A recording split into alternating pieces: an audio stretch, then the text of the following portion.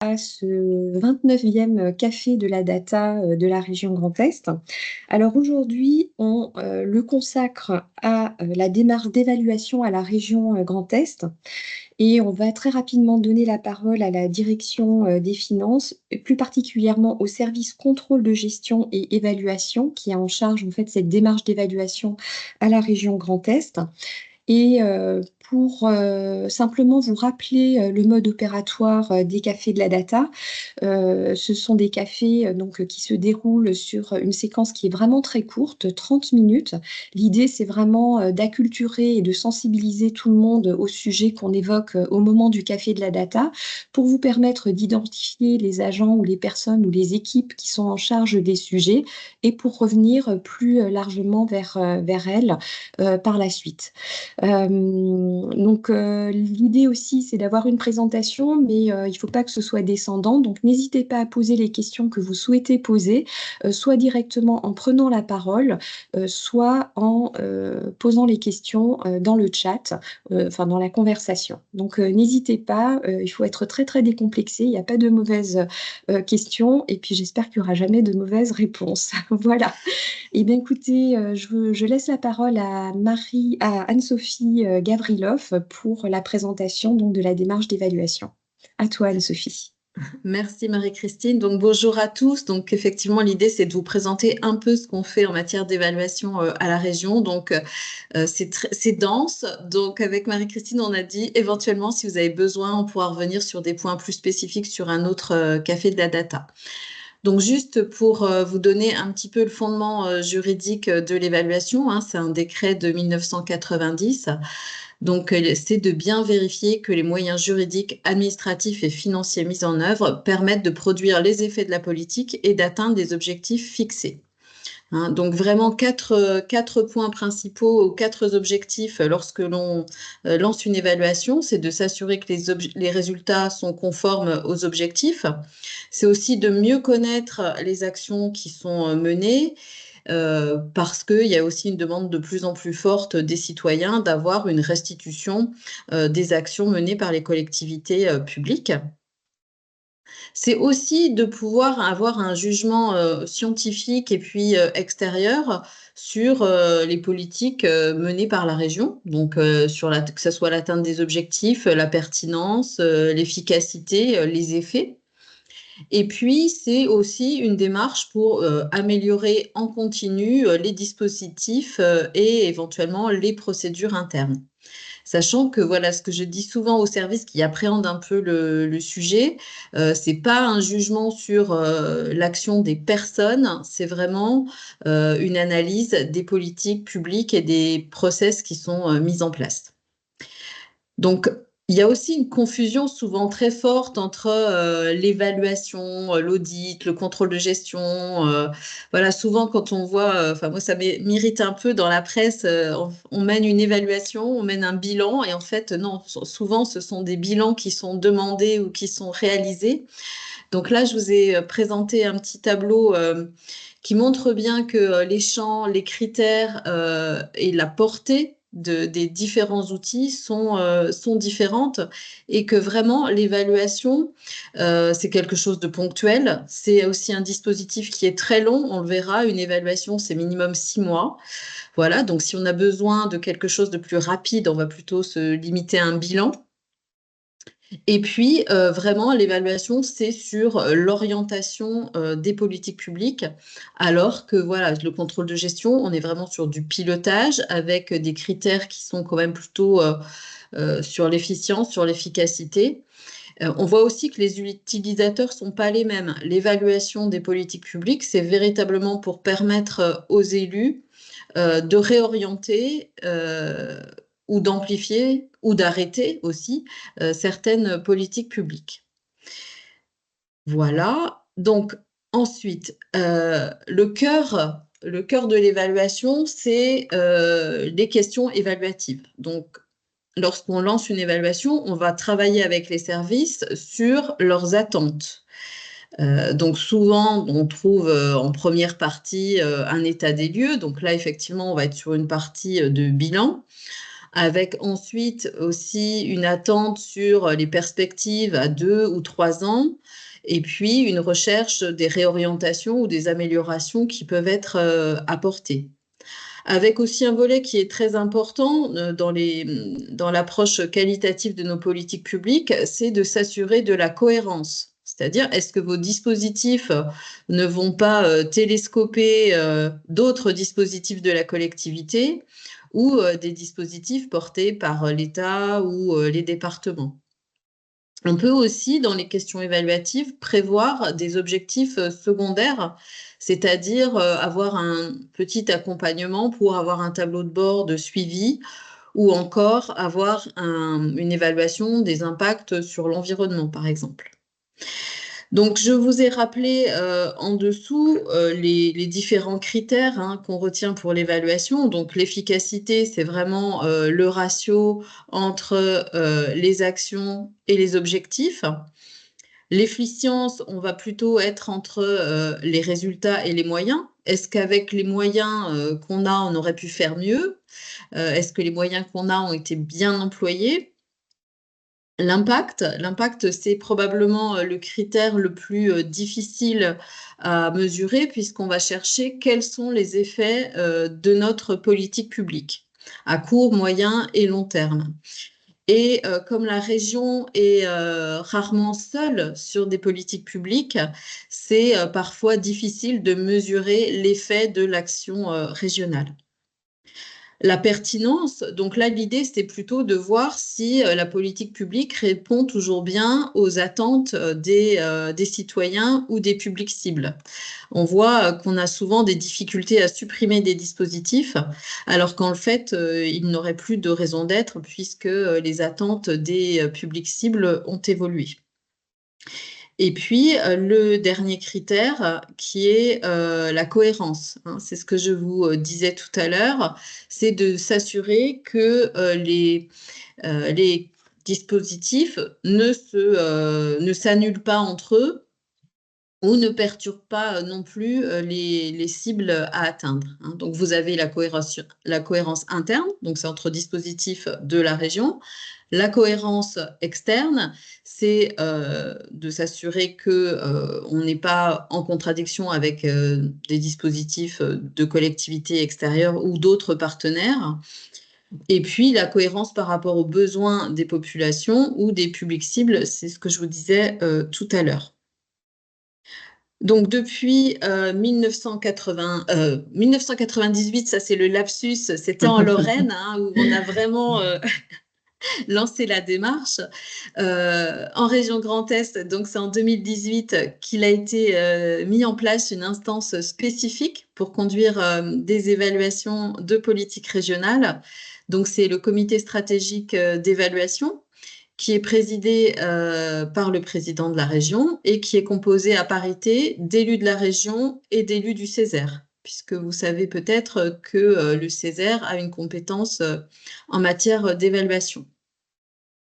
Donc, le comité stratégique, il se réunit à peu près une fois par an. Il étudie les propositions d'évaluation que peuvent faire les services ou le président ou d'autres élus. Et ensuite, il va avoir un avis sur les conclusions qui sont produites. Et puis, il va aussi se prononcer sur les recommandations qui sont formulées par le cabinet d'évaluation. Donc, il y a plusieurs moyens de sélectionner les thématiques qui peuvent être évaluées. Soit vous souhaitez évaluer vos dispositifs les plus coûteux, soit vous souhaitez évaluer des dispositifs innovants ou expérimentaux. C'est ce qu'a fait la jeunesse sur précarité menstruelle.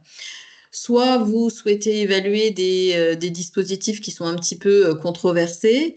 Soit vous souhaitez creuser des observations qui ont été faites par la Chambre régionale des comptes, ou alors, effectivement, c'est des priorités politiques. La dernière évaluation qu'on a faite portait sur la politique et la stratégie jeunesse, et c'était une commande du président Rotner. Donc, on voit bien que l'évaluation, elle s'adapte à vos besoins. C'est-à-dire qu'on peut faire des évaluations très opérationnelles, donc sur 2 dispositifs, par exemple, c'est ce qu'on avait pu faire à la culture, ou alors sur une évaluation plus stratégique, c'est ce qu'on a pu faire sur la jeunesse. Donc pour chaque évaluation, il y a un pilotage spécifique qui est prévu, donc avec un comité de pilotage dédié, donc là plutôt politique. Et puis, il y a une instance technique qui, là, est composée des chargés de mission au sein des services de la politique évaluée avec moi-même et puis aussi les chargés de mission du Césaire concernés. Donc, ensuite, la région a fait le choix d'avoir des évaluations qui sont menées par des prestataires externes. Alors ça, il y a un grand débat, mais on pourra y revenir. L'idée, c'est de donner aussi de la crédibilité à l'évaluation parce que c'est réalisé par un tiers. C'est aussi de privilégier une écoute peut-être plus impartiale de certains partenaires. La parole est plus libre quand c'est un prestataire extérieur. D'avoir une compétence et une expérience en matière d'évaluation plus importante et puis effectivement de garantir une confidentialité de la démarche. Voilà.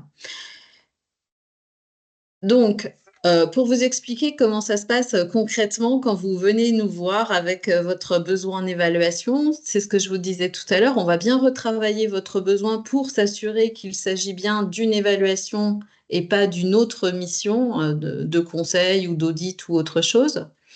On va travailler ensemble sur le cahier des charges et la formalisation des questions évaluatives. Donc ça, c'est une partie qui vous mobilise beaucoup, avec notamment la compilation des données qui pourront être utiles, parce que plus votre cahier des charges va être précis, plus la réponse du prestataire sera complète et répondra au final à vos attentes. Ensuite, c'est le service contrôle de gestion et évaluation qui se charge de la consultation et de l'analyse des offres en lien avec vous. Et puis ensuite, le marché est attribué et on lance l'évaluation avec 3 temps forts. Hein. Donc une réunion de lancement qui conduit à une note de cadrage où vraiment on formalise très précisément les choses sur la méthode, sur l'équipe, sur le calendrier, sur le contenu des travaux à mener. Une réunion intermédiaire où là, on va souvent avoir la présentation de la phase de bilan et les premières pistes de réflexion pour la suite. Et puis une réunion de clôture avec la présentation des conclusions et des préconisations. À N+1, le service contrôle de gestion et évaluation revient vers la direction pour savoir quelles recommandations ont été mises en œuvre pour rendre compte au comité stratégique d'évaluation. Sachant que le parti pris de la région, c'est de dire c'est au service qui porte la politique de dire si elle met en œuvre ou pas les recommandations. Donc voilà, là vous avez la liste des 8 évaluations que nous avons réalisées dans le cadre du CSE.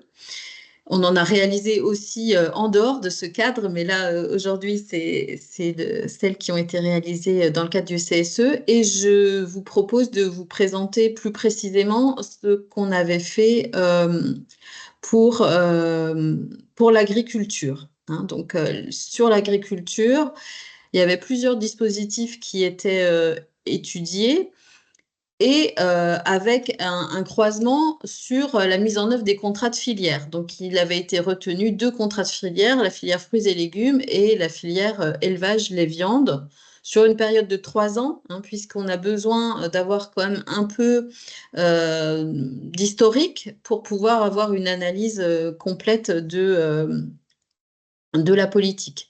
Alors, le calendrier, vous voyez, sur une période de 1 an, normalement, cette évaluation aurait dû se terminer un peu plus tôt, mais il y a eu le Covid qui a un peu retardé nos travaux. Donc, le prestataire, c'était Auréat de Brèche, avec un autre cabinet qui était spécialisé sur l'agriculture, puisque souvent, ce sont des groupements qui répondent avec un spécialiste évaluation qui a une méthodologie solide, et puis un spécialiste de la thématique évaluée. Donc, le coût, vous voyez, un peu plus de 87 000 € pour 142 jours de mission. Alors, je précise aussi que les évaluations qui sont menées dans le cadre du CSE sont financées par la direction des finances. Voilà. C'est peut-être un élément incitatif pour vous. Sur les objectifs de l'évaluation, donc le service souhaitait un bilan de ce qui avait été fait, de voir comment améliorer les dispositifs pour la fin de période sur ces contrats de filière, avec aussi une demande sur la prospective par rapport à la programmation européenne, hein, puisque sur la partie agricole, c'est quand même un axe important. Et puis aussi ce souci d'améliorer les contrats de filière par rapport au contexte politique. Et à chaque fois, nous avons aussi dans nos évaluations une partie benchmark, c'est-à-dire qu'on va aller étudier ce qui se fait dans 2 ou 3 autres régions. Alors, soit parce qu'ils ont des dispositifs innovants, soit parce qu'ils sont assez proches de nous en termes de politique publique. Alors ensuite, on voit bien que voilà, vous avez quelques questions évaluatives. Je vois que le temps passe, donc je ne vais pas forcément m'attarder sur les questions évaluatives, hein. Et donc à chaque fois, vous avez bien pertinence, efficacité et autres. Donc là, je vous ai mis quelques recommandations qui avaient été formulées par le cabinet. Donc, ce qu'on demande au cabinet aussi, c'est de formuler des recommandations très opérationnelles. C'est-à-dire qu'on va avoir un volet recommandations stratégiques qui vont plutôt porter sur la politique publique en tant que telle, et puis des recommandations plus, on va dire, techniques et administratives qui sont plutôt destinées à améliorer le mode de fonctionnement en interne. Donc là, vous êtes plutôt sur le volet stratégique, avec donc une des recommandations hein, qui était de dire il faudrait améliorer un petit peu les objectifs de votre politique régionale. Ils sont trop généraux et les prioriser. On voit, c'est récurrent dans les évaluations qu'on a pu mener, un manque de précision sur les objectifs de nos politiques.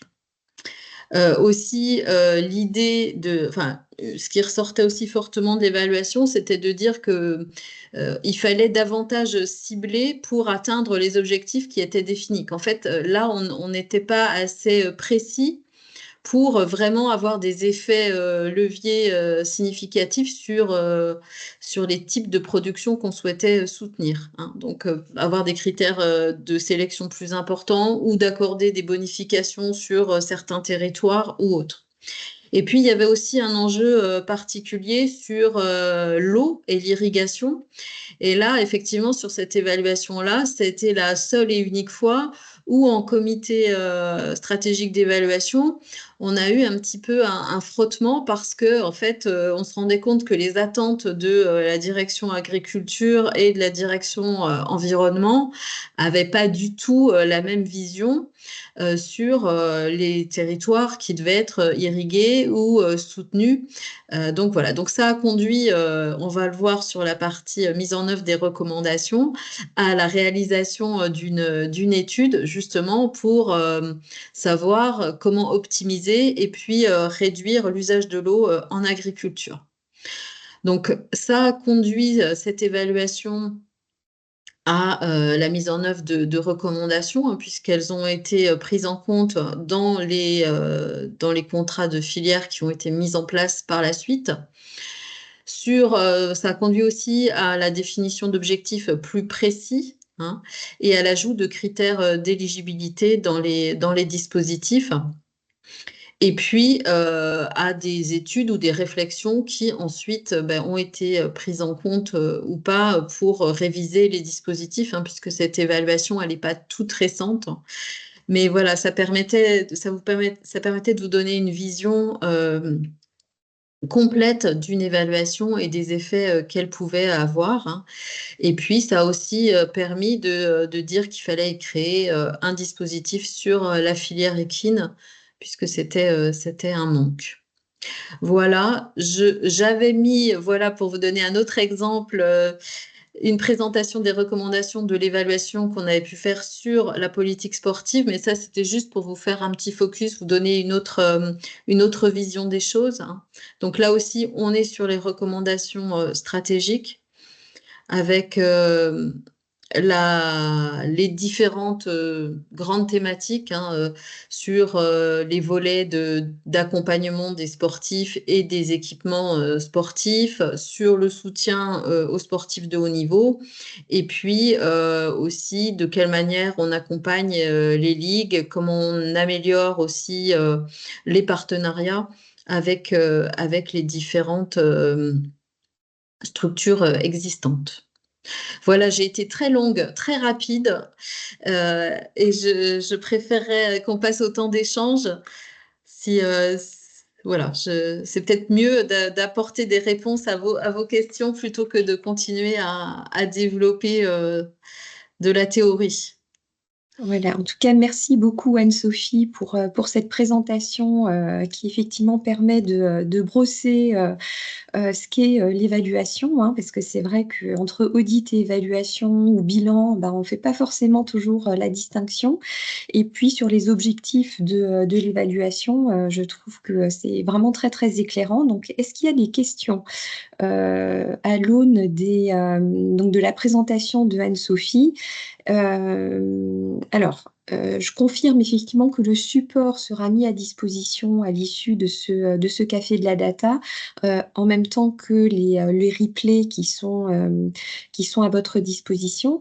Et il y a une question de Laetitia qui demande de quand date cette évaluation. Alors, je pense, Laetitia, que c'est une question relative Oui. à l'évaluation agriculture. Agriculture, oui, je voulais savoir, Ouais.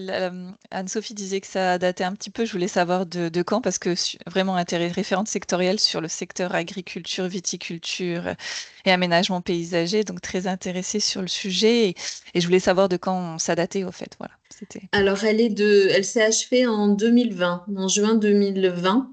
D'accord, ok, Voilà, mais merci. donc, alors c'est vrai qu'il y a aussi, je ne l'ai pas abordé, mais c'est un grand débat, quelle communication sur l'évaluation? Mhm. Et à ce jour, la région a pas souhaité, enfin le comité stratégique souhaite pas forcément mener une communication très large, donc les conclusions et les recommandations sont données aux directions concernées, ainsi qu'aux partenaires qui ont participé à l'évaluation. Donc, eux, ils ont plutôt transmission de la synthèse. On a présenté un seul rapport, je crois que c'était en 2020 ou 2021, avec les synthèses des évaluations qui avaient pu être faites. Voilà. Mais l'évaluation doit être disponible au sein de la direction, mais sinon, me faire un petit mail et je vous l'envoie, il n'y a pas de souci. Merci beaucoup. Voilà, donc on a une question également de Pierre-Marie. Bonjour, merci pour la présentation, c'était super intéressant. Alors, vous avez présenté un peu une liste des évaluations que vous avez déjà faites pour différentes directions, hein, agriculture, jeunesse. Je me posais juste la question, côté DCC, alors on a aussi de temps en temps des missions d'évaluation à conduire. Comment on fixe le curseur entre ce qui peut être fait au niveau des finances et ce qui relève plutôt d'une direction opérationnelle? Ça, c'est la première question. Et la deuxième, c'est en termes de volumétrie. Vous êtes en capacité d'en suivre à peu près combien par an ou en parallèle? Alors, je suis toute seule. Donc voilà, donc on a un budget à peu près de 200 000 euros par an pour faire les évaluations. Donc en fonction du volume de l'évaluation, effectivement, on en fait une ou deux en principe. Bon, ça nous est arrivé d'aller jusqu'à trois quand on est sur des dispositifs relativement restreints. Voilà, par exemple, l'évaluation jeunesse qui était très complète, c'était 250 000 euros, je crois, à peu près entre 200 et voilà. Donc ça a été la seule évaluation qu'on a menée sur l'année dernière. Voilà. Après, définir avec vous quels sont vos besoins, effectivement, pour voir ce que nous, on peut prendre en charge ou pas. Après, c'est vrai qu'il y a un travail à faire et normalement, les évaluations qui sont menées au sein de la région devraient un petit peu passer par nous, ne serait-ce que pour vous accompagner à structurer les cahiers des charges. Et on se rend compte que effectivement, certaines évaluations sont menées au sein des directions sans qu'on y soit vraiment associé, ce qui est peut-être un petit peu dommage, parce que ça serait aussi intéressant qu'on puisse à un moment donné les centraliser au sein de notre direction pour être un peu ressources le jour où on a besoin de faire des bilans plus consolidés. Sachant que effectivement aussi, mais ça dépend, c'est un choix d'organisation. La direction des fonds européens fait ses propres évaluations fonds européens. On voit que dans d'autres régions, l'évaluation est centralisée dans une seule direction, ce qui n'est pas le cas, ce qui est pas le cas aujourd'hui. Je ne sais Ok, pas si c'est ça clair. répond complètement. Mais n'hésitez pas à nous faire remonter vos besoins, sachant qu'on envoie tous les ans, là ça devrait pas tarder, en juillet, une note en vous disant vous avez besoin d'évaluation, faites-nous remonter et ensuite on analyse ensemble ce qu'on peut faire ou pas. Ok, non, c'est clair. Après, voilà, en évaluation, il y a deux choses. Il y a ce qu'on peut déléguer à des externes et puis ce qu'on essaye de mener aussi en interne pour essayer d'améliorer nos dispositifs. Mais bien Mm. compris. C'est clair, Merci. merci. Et j'insiste aussi sur ce que disait Anne-Sophie pendant sa présentation. Ça demande quand même beaucoup de mobilisation aussi des directions métiers parce que pour pouvoir évaluer, il faut utiliser des données notamment, pas que, mais il y a aussi la notion de données à mobiliser et c'est vrai que c'est quand même un point qui n'est pas négligeable quand on s'engage dans une démarche d'évaluation. Alors je crois que Madame Chambon avait également levé la main. Oui, ben, oui, en fait, ça rejoint un petit peu ce qui a été dit. Moi, ma question, c'était plus, en règle générale, les évaluations sont demandées par la direction centrale au niveau de la région Grand Est ou est-ce que c'est des initiatives qui sont faites par rapport aux directions, quoi, aux diverses directions en règle générale? Parce que pourquoi on demande une évaluation? Il y a peut-être des choses qui peuvent être remises en question peut-être voilà pourquoi on demanderait une évaluation ou je sais pas. Quels sont les principes, les mobiles entre guillemets pour une demande d'évaluation? Alors c'est vrai que les demandes sur les évaluations qui ont été menées, elles venaient plutôt des directions que de la DG, hein. La seule, je vous dis, commande un peu politique qu'on a eue, c'est jeunesse, où c'était vraiment une demande du président.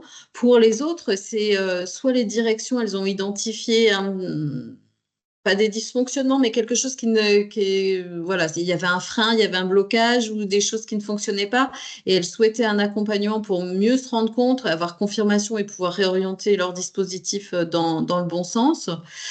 Soit elles veulent faire évoluer leur dispositif et souhaitent vraiment une orientation plus fine. Et aussi, cette demande qui est souvent d'améliorer leur dispositif parce qu'elles se rendent compte que certains dispositifs ont été mis en place un petit peu, pas dans l'urgence, mais avec pas forcément bien tous les objectifs et qu'elles ont du mal à suivre et mesurer leurs effets. Donc là, l'évaluation permet d'effectuer un accompagnement plus complet. Voilà, c'est vrai que Merci. le premier à être passé à la moulinette, c'était la culture. Et c'était aussi parce que c'était après la fusion. Et le dispositif évalué, il existait au départ qu'en Lorraine. Et le fait de l'avoir généralisé, voilà, on souhaitait aussi voir comment le dispositif s'était adapté sur les autres ex-autres régions et voir s'il avait été bien adapté, calibré au territoire. Voilà, on va prendre encore une question de Jean Bernard. Oui, bonjour.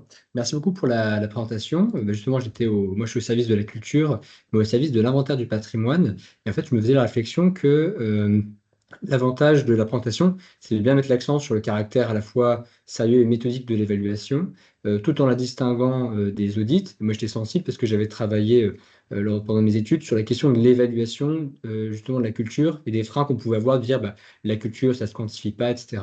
Moi, la question que je me pose, c'est que comme je suis dans un service où il y a des dispositifs financiers, mais ce n'est pas la majorité de l'activité, on est plutôt dans une activité de recherche, je me demandais si au-delà des grosses évaluations à mener avec des gros budgets, est-ce qu'on pouvait développer une culture de l'évaluation, un peu plus des réflexes en dehors de ces grosses opérations pour que globalement, notamment quand on parle d'objectifs annuels pour les agents ou juste pour les objectifs de direction, qu'on ait un peu une culture de l'évaluation. Est-ce que c'est quelque chose qui peut se développer dans les services? Est-ce qu'il y a des ressources existantes? Donc là, c'est un peu une ouverture que j'avais. Oui, alors plusieurs choses. On est à votre disposition hein, si vous voulez faire une petite sensibilisation, évaluation. Après, dans les outils, et je pense que c'est à ça que faisait référence Annick Fédide, c'est c'est effectivement, comment elle s'appelle, Justine Fenet, avec laquelle on a travaillé sur, et avec Quadrant, sur comment améliorer et réviser ces dispositifs avec justement cette notion pour intégrer des indicateurs et pouvoir faire un bilan. Hein. Donc ça, c'est la première étape de la fusée, c'est-à-dire d'avoir des indicateurs, de pouvoir faire un suivi. Alors c'est vrai qu'au départ, on est quand même sur plutôt une partie de bilan qui est du quantitatif.